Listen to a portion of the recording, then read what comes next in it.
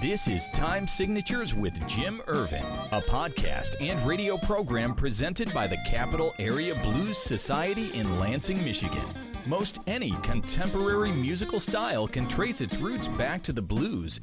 Time Signatures explores the blues and its musical connections with captivating interviews, lively discussions, and news from the world of the blues. You know I'm crying, baby, driving up and down these Michigan roads, yeah. And now, here he is, your host, Jim Ervin. Baby, I'm home.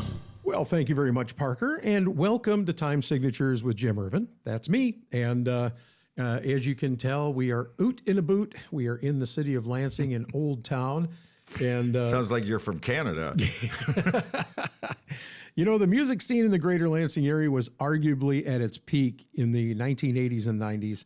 We had a great variety of bands, including some classic rock, country, blues, and even one or two that defied definition by any particular genre. Such is the case with my next guest here on Time Signatures. Now, I've got to tell you that I really am a fan of Mystic Shake. They only put out a few CDs, but every one of them was a great deal of fun to play and listen to. They kind of reminded me of Dennis Preston. I actually told them before we started the program today, and his friends on their latest CD entitled West of Wacusta. This disc is just a group of guys out on the back deck of their buddy's house and recorded it for posterity's sake. And trust me when I tell you, I love that CD. Dick Montrose, Ben Hassenger, welcome to Time Signatures. I think it's Dick Rosemont we want to talk to. Well, I want to Montrose, that was another Dick band. Montrose. That was a different band he was in.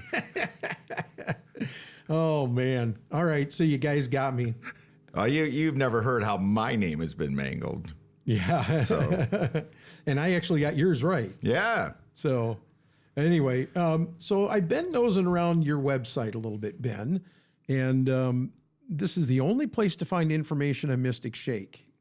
And I found something that said this: Mystic Shake was an incredibly innovative, eclectic, and fun band from the Lansing, Michigan area. And following their farewell show on December 5th, 2010, Mystic Shake will live on in the memories of their devotees in their 3 CDs. What a great place to start. I mean, kind of starting at the beginning, but at the end a little bit. Yeah. Well, we had been together in various forms for, about 20 years, I think, Dick. And Dick and his wife, Jane, were moving to Santa Fe, and we decided we needed a send-off. Sure. And so the Sir Pizza in Old Town was one of our favorite haunts. And we decided to have a big old party, and it was a great way to send off the band. It was some kind of party. And this is the same Mr. or Sir Pizza that's up there on Cesar Chavez. Yeah, yep. Chavez. Yeah. Oh, wow, that's very cool. That's very cool. Now, Dick, I wanted to step back a little bit with you. When you started putting things together in the late 80s, you were doing so because you had recently taken up the drums, yes? Correct. Yes, I had played guitar in typical rock bands starting way, way back. Mm-hmm. And for some reason, I was always interested in playing drums. But it was hard when I was in a rock band in the early days to be uninhibited on somebody else's drum kit, yeah, especially if they were present. So in the late 80s, I used Ludwig kit, and I figured, well, it's depreciated as far as it will, so if I need to get my money out of it, I'll be okay. So the idea was to play rhythmic music and being the drummer, but it was a slow rise trying to put a band together while I learned to play. Then, if you want to tie this to blues, I was the original drummer in the Downtown Blues Band, which evolved into Root Doctor. Yeah, that's... You know, when I was... Go ahead. Well, I was actually trying to put together what became Mystic Shake, and at the same time, I'm playing weekend gigs with Uptown Blues Band, and that was a great education in a sense. It gave me the confidence and experience of playing regularly, and then as Mystic Shake began to form in its earliest incarnation, Mystic Shake was on double bills with Uptown Blues Band at Rick's in East Lansing. Oh, wow. So I would be playing with both bands. You had some tight arms, huh? And of course, you got paid twice as much, right, Dick? Yeah. But I remember seeing the Downtown Blues Band playing in the old Knapp's building. Exactly. Back in the day with Scory was playing organ or piano, and Freddie, of course, and Scott Bill Allman was the original guitar Scott, player. that's right. Scotty was in that band. Yeah. That's right. That's probably around when I first really got to know you, I think. And James Williams, who still is around. Oh, yeah. So that was the original group. And that band, Uptown Blues Band, was disassembled because there was a gig at Tango's in the old Knapp's building. Tango's, that was and we the name didn't know of if it was going to be. We didn't know if it was going to be, one weekend or a month or what. But it was ongoing. It just turned into something, and of course, the Ides in their vision, it wasn't good enough, so it went away. I don't know. I don't know what was behind it. But that doesn't matter. That's irrelevant. But it was interesting to get that experience at the same time of putting together Mystic Shake and the fact that we did play gigs together. So it was a long night for me at Rick's a couple times when that happened. Well, Dick, I want to circle back to this a little bit later, but I have to tell you, when I first started the program off, I did the first 2 episodes with Freddie and James Williams, and those are worthy of listening to. And also, when you get a chance, we've already played 2 episodes. We're about to play the 3rd. So I know I'm kind of dating myself here, but you need to check out the interviews that I did. It was a lot of fun with Mike Scory and Jim Alfredson, and they talked about a lot of the early stuff. But I want to step back with you for just a minute and circle back to Mystic Shake. Where did you come up with the name? I absolutely loved it, but where'd you come up with it? Well, as the group was gelling, I was the one that was kind of the spark. I don't know if I'd say the spark plug, but I was the one that had the most opinions. And I came up with pairs of words, and I thought it was intriguing enough yet broad enough. Mm-hmm. And the shake part could designate the rhythm orientation of the band. I mean, music was very rhythmic, be it blues. We did play in the early days. We actually did play some blues songs. The original members of Mystic Shake. I mean, we played a Stevie Ray Vaughan song, etc. So, and I was interested in reggae and world music. So it kind of denoted the shake could be tied to rhythmic, if you had a mind for that. Sure. And it just, didn't really say anything, but it could be intriguing. So when you came back to dedicate your full attention and efforts to Mystic Shake, at that time you called your musical style like a rock and rhythm and reggae, but you continued to sprinkle in some other musical twists, didn't you? Yes. And a lot of that would depend on who was in the band as members came and went. Mm-hmm. And, I started to actually try to write songs, which I'd never done before. And Phil, the guitar player, he played guitar and flute and sang, and he was interested in more out there kinds of songwriting, and that was interesting. So Phil Troop. Okay. And so, I don't know, there wasn't any conscious path for this. Things just evolve, especially when you're younger. You're not thinking in the big picture about, well, let's talk about this 30-some years later. Right. So, as often happens organically. Sure. And then I'm jumping ahead, but as members came and went, and when Ben joined, he was doubling on keyboards, and that offered another flavor to the band. And then he started to come forward with a lot of his songs and such, and that's what became Mystic Shake in the latter years. Very cool. Now, you guys recorded your first CD at a local church, right? Yes. I got to hear that story. Well, we wanted to do it live, because, when you overdub instruments and all that, it's just not the same. Mm-hmm. Plus, there's an efficiency factor. If you can get the whole band together. Sure. And our friend Glenn Brown is, an engineer extraordinaire. Oh, yes. So we figured he could manage that. So we set up in that church. Do you recall the name of the church, Ben? I even forgot we recorded in a church, to be honest with you. But now, we did. Absolutely. Yeah, no, I remember, and we had Scory sit in on a song, it's at Albert and Hagedorn. Albert and Hagedorn. I know which church you mean. Shame on me for not writing it down, because I was going to write it down and I didn't. That's not You can look Edgewood, inside the is it? disc, maybe it says. But the idea was to play as a group. Sure. Because that's a different dynamic.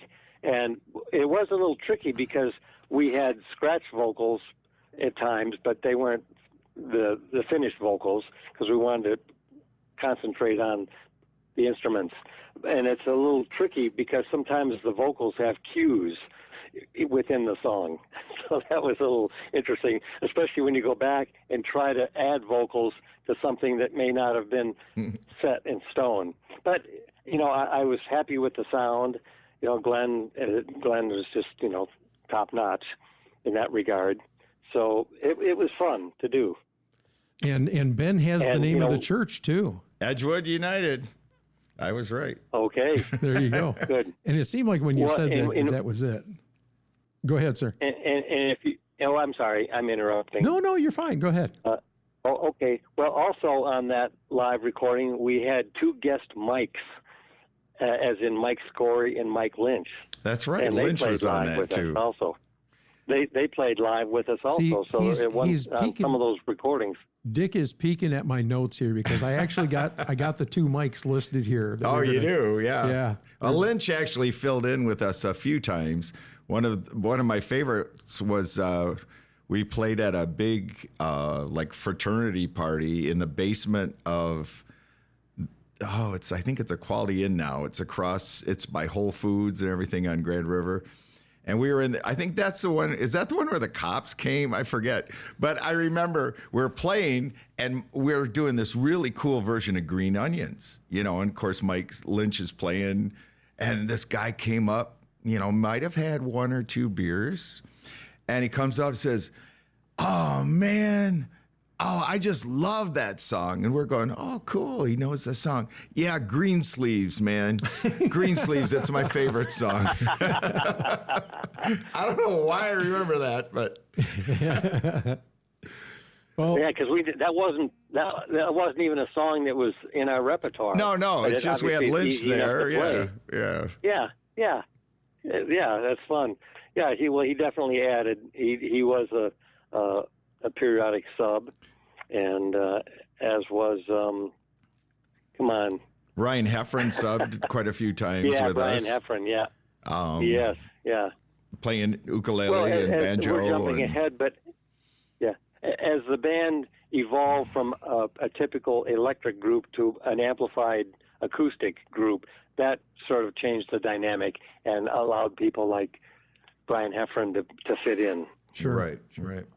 You're listening to Time Signatures. I'm your host, Jim Ervin. We've got Dick Rosemont. I got it right that time. And Ben Hassenger with me today. No, Ben Springsteen, I thought it was. Yeah. of the band Mystic Shake. And just kind of going back and reliving some of the glory years here. Guys, I have to ask the question. I mean, I would assume that music still plays a pretty significant part in your life. Do you both write music? And if you do, talk about that creative process. Actually, Ben, you haven't talked a whole lot, so I want to start with you, man. Oh, you're going to regret this. Music is my whole life, actually. Sure. Every job I've had since I was done delivering papers has had a music involvement somehow, which Dick's has as well in different ways. But in 2009, I went to Hawaii, and believe it or not, there was an ukulele festival going on. Now, you're pronouncing it ukulele. That is the correct pronunciation? Yes. And you would know this why? because What's your title? I'm the ukulele ambassador of Michigan. There you go. I That's wanted to right. give you an opening there. the great uke state of Michigan. But I went to Hawaii, and there was this great festival going on, and everybody was just having a wonderful time. And I gave a call to my friend Stan Werban, who owned Elderly Instruments, and said, "You've been right all this time." He's been a proponent of the ukulele since the 70s. It was the instrument of the 70s. Well, that didn't happen. It's the instrument of the 80s. Finally, it was the instrument. And I said, "You've been right all along. Let's get some things going here." So I started the Lansing Area Ukulele Group. A couple years later, we started Mighty Uke Day, which is now a weekend-long festival. Okay. And that, among other things, that funds a nonprofit I run called Music is the Foundation that supports music programs in libraries, schools, senior centers. So this is kind of like the Blues in the School program, but for ukulele. We use ukulele. Yep. Yeah, very cool. Yep. So, and then Dick's had some nice adventures down in Santa Fe, I know. Right. Well, let's back up slightly. Okay. When Ben went to Hawaii, I said to my wife Jane, "I bet he's going to come back with an ukulele." So he didn't, but it was all in his head. Oh my goodness! It just took off from there. And not only does Ben pronounce ukulele the technically proper way, but he also said Hawaii. Yes, I know. Yes, I caught that. I caught that. So, yes, but music's been at the center of much of what I've done. I started playing in bands. Should I say 1963? This was just before the Beatles broke, and I saw the influence the Beatles had. I was playing guitar at the time, sure. And then I started working in public radio at WKAR, the Michigan State's public radio stations. In the early days of NPR, I was doing a subversive underground rock music show. Wasn't really subversive, some would call it that, on a classical station. Then I started buying and selling records, and I've been doing that for 48 years, and I can't stop. So, as far as, go ahead. Well, I was just going to say, now you started Flat Black and Circular in East Lansing, correct? Yes. And that was what year? My partner and I, 1977. Okay. Prior to that, I had worked at the first used record store in town called Wazoo, which was in the State Theater building across from Beggar's Banquet on Abbott. And coincidentally, the guy I was working with there, 2 years into that, he decided to move to Hawaii. He still lives there. Anyway, I had met my FBC partner, Dave Bernath. He called me one time. People would call the radio program I was doing on WKAR. He was one of the callers, and we met, and we just started hanging out. He was a music fan, record fan, and then we decided after my friend was leaving Wazoo, I didn't want to keep working for an owner, and so I decided I can do this myself. And Dave and I had the idea to do it ourselves, and because I knew Stan and Sharon, who had started Elderly Instruments in the basement of the 541 building, I went and asked them who the landlord was, and that's how FBC ended up in the same building, although on the upper level where Elderly had started. Okay. So these connections just continue. You hang around town long enough, and if you're in the music world, the circles intersect. Oh, absolutely. Absolutely. That's one of the things that I've noticed in the early going of time signatures. I've talked to a lot of people in the greater Lansing area, and there is a lot of intersection of circles. And I think that I think it's an incredibly cool thing to be able to see how these people's lives have all kind of just mixed together. Yes, giant Venn diagram of all these intersecting circles. Absolutely, and it's kind of cool because it's still going on today. There's still that intersecting of lives and interests and different things. So it's a lot of fun to dig into the history and talk about this a little bit and be able to discuss the early parts of your musical career and what you've been doing since. Well, I've got one thing I have to bring up. Well, please. Because by all means. Dick was talking about his subversive radio program. Well, when I graduated from Everett High School and went to Lansing Community College, I reconnected with a friend from Everett who was a year ahead of me, and his name was Gene Hayhoe. And Gene and I hit it off right away with some just very wacky sense of humor and a love of music. And we had a band called Utter Chaos, and that's UDDER. And we managed to get arrested in the cafeteria at the community college. Wow. Yeah, for playing Smoke on the Water on accordion and trombone, singing in animal sounds. You know, I wish I could hear that. We had a whole bunch of tapes, what kind of recordings of animals? us. Oh, well, whatever, you know, cats, dogs, you know. We didn't do giraffes because they don't say much. Right. You know, oh no, that's part of my bio on my site. You Okay. know, in Well, whatever. that gives you cred. Yeah, Ben. street cred, Come that's on. for sure. Absolutely. I even had a red file on the state police for being a subversive because of that. Wow. Yeah. I never got that lucky. Hey, at least you weren't flipping cop cars in East Lansing, right? No, burning couches, we That's didn't do true. any of that. Yeah. I was reporting on it. I was out in the field sometimes for some of the anti-war protests in East Lansing. I still have audio footage of some of that. Anyway, so we really sidestepped your previous question. I'm still involved in music in Santa Fe. I still have an operation, a retail operation, buying and selling records. And You're talking about out there? Yes, in Santa Fe. So you actually, so then when you moved out to Santa Fe and you retired, you sold. I didn't retire. I just Okay. relocated. Relocated? And I didn't know for sure what I would do, but I couldn't stop with records. And, you know, it's an interest in music, interest in records, and interest in people. Because when you're a used business, you really get to engage with people, both buying and selling. And that's a big part of it. And I don't know how to wind this down after 48 years of doing this.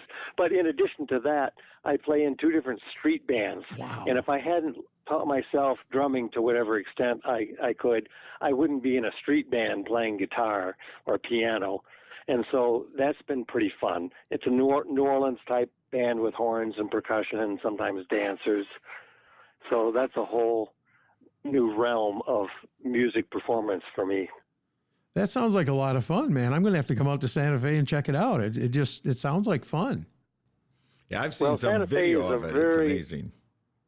Yeah, Santa Fe is an unusual town in my perspective. It's small. It recently went from 70 to 80,000, not because people moved here, but they moved a boundary. But it's for its size, an awful lot goes on.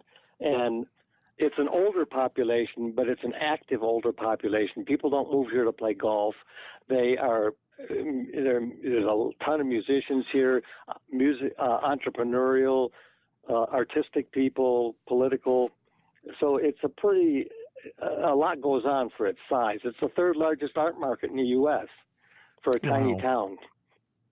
But and tourism's big, so I get to engage with people from all over the place.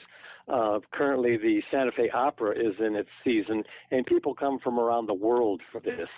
It's an outdoor opera. That's amazing. Facility. That is amazing. Anyway, we don't need to talk about that. We want the blues. Give me the blues, man. Are you still playing a little bit of blues out there in your playing? Well, I mentioned I'm in 2 different street bands. Sure. One I'm dedicated to, and that started with kind of New Orleans style blues. Right. Very which cool. was our inspiration. And, you know, and even Mystic Shake has got me thinking about one of the songs in particular that Ben wrote called Woman Like That. And I played a New Orleans rhythm to that song, and it would be perfect, you know, in a full band situation. We did it on the live acoustic disc. Right. But the song itself, it really would lend itself to an arrangement of a full band in a New Orleans style. course, the song's about New Orleans as well. Absolutely. Anyway. We definitely have more to talk about, but we are just about to the end of this first episode. You're kidding. Can you believe it? Oh, man. This is going to be like the mini series of Mystic Shake here. Well, and one of the things that I like about what I do is I just let guys go like you guys are doing here. Just turn you loose and reminisce and talk about the times that you did this, that, and the other thing. And I absolutely love learning about the history of the music in the greater Lansing area. Of course, it's not limited to, solely to the Lansing area, but we definitely, this is the focal point. This is the beginning and then just kind of out branching from there. But we've definitely got more to talk about. My guests have been Dick Rosemont and Ben Hassenger, and we are going to stick around. We're going to have them back for one more round, if you will. And is that something you guys would like to do? Sounds great. I'm ready. Sounds good. Well, we are going to take a quick break and definitely want to invite everybody to hang around and be here for the next edition. In the meantime, this is your job to help keep the blues alive. We will see you on the next episode. This has been Time Signatures with Jim Ervin, presented by the Capital Area Blues Society in Lansing, Michigan. For more information on cabs, visit capitalareablues.org. You can find this episode and past episodes at lccconnect.org. The Time Signatures theme song, Michigan Roads, is used by permission and was written by Root Doctor, featuring Freddie Cunningham. I'm trying, baby, driving up and down these Michigan roads, yeah. Until next time, keep on keeping the blues alive. Baby, I'm home.